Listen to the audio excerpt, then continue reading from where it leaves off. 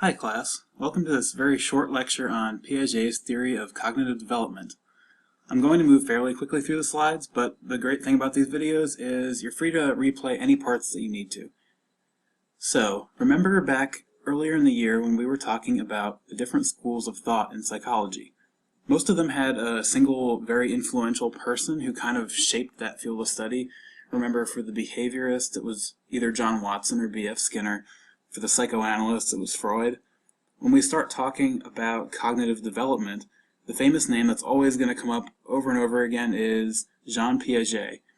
He did most of his work in the 1970s, but it continues to be hugely influential today. Piaget looked at the way children explore the world as they grow up and build a gradually more complex view of it inside their heads that lets them think in ways they were really unable to before.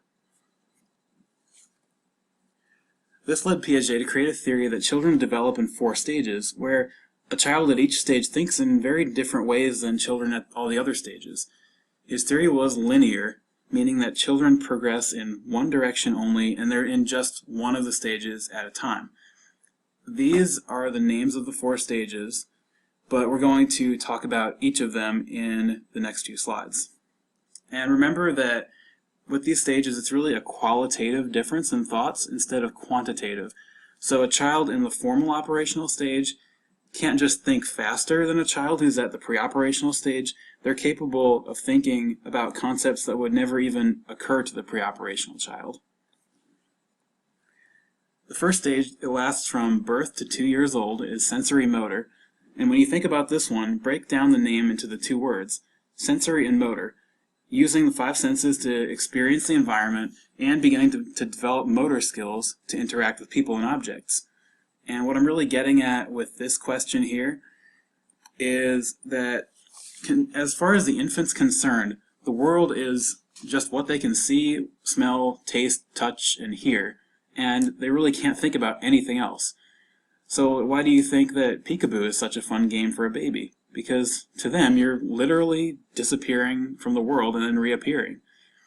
Object permanence is something that babies will develop during this time, and it's the knowledge that things continue to exist even when they're out of sight. You'll see this really clearly with some kids when you watch the linked YouTube video here on your own. After sensory motor, the second stage is pre-operational from ages 2 through 7. Something you'll notice as we move through is at each stage, children are capable of more and more abstract types of thought. The main feature of pre-operational kids is that they start to use symbolic thoughts, representing one thing with something else. The best example here is starting to use language to represent things in the world at this age. Children learn that they can say cat, and other people will know what they mean. The word symbolically represents the animal. Another feature is that kids at this stage are egocentric. And when we usually call people egocentric, we mean that they're just selfish or self-absorbed. But here, egocentrism means that these kids are really unable to see the world from perspectives other than their own. They assume that everyone experiences things exactly as they do. In the video, you can see an example of a child before and after they're able to take another person's perspective. Third is the concrete operational stage from 7 to 12 years old, and this is where children develop the ability to manipulate ideas in their heads, as long as they are working with a concrete thought that's tied to actual objects. They learn that even if some perceptual features of objects change, that the object itself hasn't changed. For example, flattening out a ball of pizza dough makes it look smaller and flatter, but the amount of dough is the same as when you started. Kids are usually given what are called conservation tasks to see if they understand this, and you can see several different types of those in the video.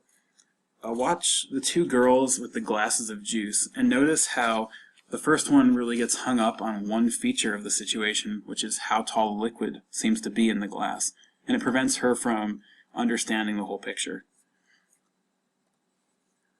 Finally, we have the 4th stage, which is formal operations. This stage begins around age 12 and it lasts all the way through adulthood. When kids reach this stage, they start to be capable of having completely abstract ideas that are not at all tied to how things actually are in the world.